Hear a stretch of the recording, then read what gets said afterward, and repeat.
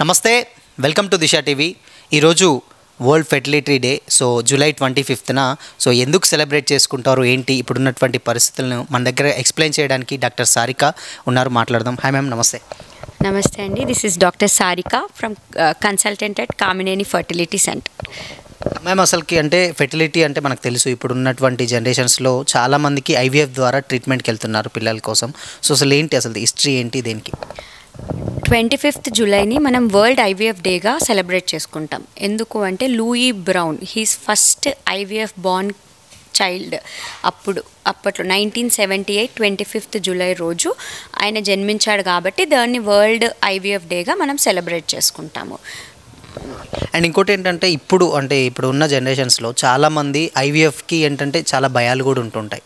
ఏంటంటే ఐవీఎఫ్కి అయితే చాలా ట్రీట్మెంట్ ఎలా ఉంటుంది ఏంటి అని రూరల్ ఏరియాస్లో ఉన్న వాళ్ళకి కూడా చాలా డౌట్లు ఉంటాయి. సో దాని గురించి ఏం చెప్తారు? యాక్చువల్గా అయితే ఫర్టిలిటీ రేట్ అనేది మన ఇండియా మొత్తంలో 2.4% ఉండాలి. అదే తెలంగాణలో అది తగ్గి ఉన్నది, 1.6 ఆ రేంజ్లో ఉంది. అంటే చాలామంది ముందటికి ఇంకా రావట్లేదు. ఐవీఎఫ్ చేయించుకోవాలని, ఫర్టిలిటీ డాక్టర్ని కలవాలన్నా ఏదన్నా కూడా ఇంట్లోనే దగ్గరలో చిన్న దగ్గరలో చూపించుకుంటున్నారు. కానీ ఒక డాక్టర్ని ప్రాపర్గా ట్రైన్ అయ్యి కన్సల్ట్ అయ్యడానికి ఆలోచిస్తున్నారు. ఎందుకు అంటే ఊర్లలో ఇంకా అన్నిట్లో ఐవీఎఫ్ అంటే మనవే పెడతారా, అసలు ఆ పుట్టిన వాళ్ళకి ఏమైనా లోపాలు ఉంటాయా, జన్యుపరంగా సరిగ్గా పెరుగుతారా, అసలు వాళ్ళకి అవగాహన లేక వాళ్ళు మన వరకే అప్రోచ్ అవ్వడం అనేది చాలా తక్కువ ఉంది.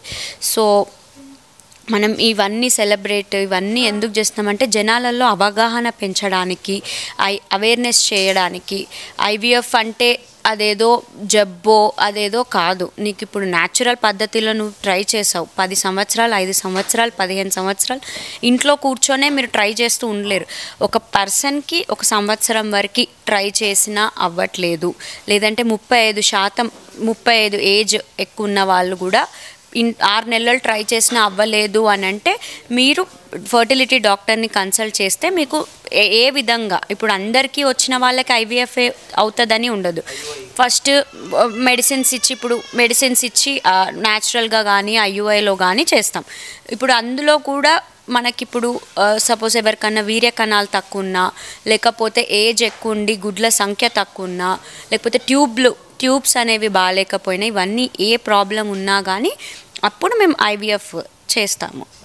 సో ఐవీఎఫ్ ఏంటంటే చేసిన వాళ్ళు పిల్లలు కూడా చాలామంది అపోహలు ఏముంటాయంటే యాక్చువల్లీ అది న్యాచురల్ ప్రాసెస్తో పాటు కాకుండా మిషన్స్ అలా చేస్తారు, బట్ పిల్లలు యాక్టివ్ ఉండరు అనుకునే థాట్లు ఉంటాయి. బట్ చాలామందికి తెలియదు ఏంటంటే అది సేమ్ ప్రాసెస్ ఉంటుంది. బట్ ఏంటి అసలు దానికి? బయట అందరూ అనుకుంటారు ఐవీఎఫ్ అంటే ఏదో ల్యాబ్లలో జరిగిన పిల్లలు అది అని. కానీ న్యాచురల్గా లోపల మన బాడీ అయ్యేది మనకి జనరల్గా ఇప్పుడు ప్రతి నెల రిలీజ్ అయిన అండము వీర్య కణాలతోటి కలిసి ట్యూబ్లో బేబీలాగా ఫామ్ అయ్యి 5వ రోజు వచ్చి గర్భసంచిలో అతికిద్ది.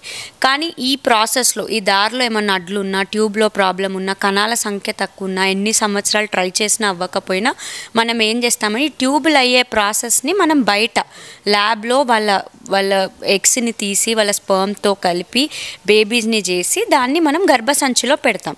సో అది న్యాచురల్ లాగానే, కానీ ఈ ప్రాసెస్లో అడ్డులో అవ్వలేదు కాబట్టి మనం బయట దాన్ని తీసి ల్యాబులలో చేసే పెడతాం. సో దాంట్లో ఏమీ డిఫరెన్స్ ఏముండదు, it's like natural only.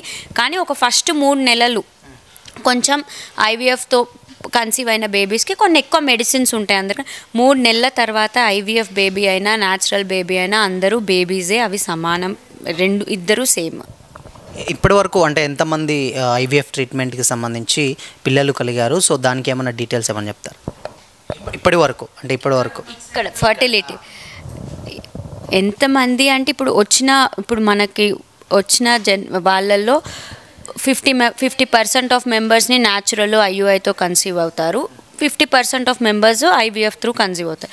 So ఇప్పుడు ఒక 100 మందికి చేసాం ఆర్ 10 మందికి ట్రాన్స్ఫర్ చేసామనుకోండి, 60 ఇక్కడ మన కామినేని ఫర్టిలిటీలో 60 నుంచి 70% మాత్రం సక్సెస్ రేట్స్ ఉంది. అవి ఏమీ టెస్టులు ఎక్స్ట్రాగా చేయకుండా బేసిక్ దానితోటి చేస్తే, ఇంకా మనం అడిషనల్గా టెస్టులు చేసి మందులు యాడ్ చేస్తే ఫస్ట్ టైం ఫెయిల్ అయ్యి సెకండ్ టైం చేస్తే 90 వరకే ఉంటుంది సక్సెస్ రేట్స్. అండ్ ఇప్పటి వరకు అంటే ఇంట్లో చాలామంది ఏంటంటే న్యాచురల్గా ఎన్ని ఇయర్స్ ట్రై చేస్తూ ఉంటారు, సమ్ మెడిసిన్స్ వాడుతూ ఉంటారు, అయినా కానీ ఉండదు. బట్ ఒక సర్టెన్ టైం అంటూ ఉంటుంది. సో ఎన్ని ఇయర్స్ వరకు బేబీస్ కన్సీవ్ కాకపోతే అప్రోచ్ అవ్వచ్చు ఐవీఎఫ్ సెంటర్స్ని? ఇప్పుడు ఇప్పుడు 35 ఇయర్స్ కంటే తక్కువ ఉన్న ఏజ్ వాళ్ళైతే అన్నీ ఇప్పుడు మీ రెగ్యులర్గా ఒక 1 ఇయర్ ఇద్దరు భార్యాభర్తలు కలిసి ఉన్నా కూడా ప్రెగ్నెన్సీ అవ్వలేకపోతే ఫర్టిలిటీ డాక్టర్ని కన్సల్ట్ కావాలి. అదే 35 సంవత్సరాలు దాటిన వాళ్ళకి మాత్రం 6 నెలలే. 6 నెలలు రెగ్యులర్గా కలిసి ఉన్నా కూడా ప్రెగ్నెన్సీ అవ్వట్లేదు అని అంటే ఫర్టిలిటీ డాక్టర్ని consult. Thank you ma'am, thank you so much.